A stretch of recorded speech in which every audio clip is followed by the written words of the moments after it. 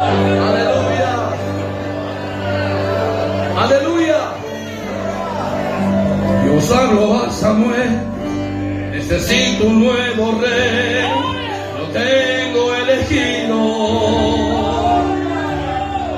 De la casa de Isaí, y aquí te voy a decir cuál va a ser ungido. Mire su apariencia, por más lindo que parezca, escucha lo que te digo. Uno a uno fueron pasando, Samuel seguía esperando, pero ninguno fue elegido. La voz de Jehová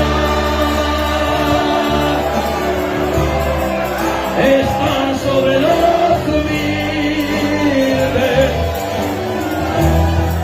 No importa dónde estás, Él te manda a llamar. Para Él no hay lo imposible.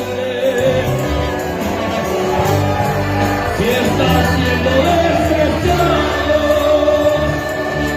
escucha, iglesia, o tal vez en el olvido,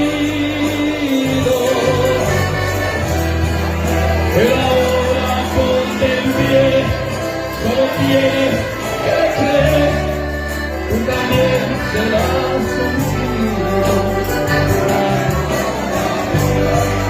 Ahora dime, Isaí, ¿son todos estos tus hijos? Así preguntó el profeta.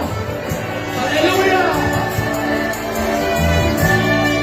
Aún me falta el más pequeño, que está allá en el campo.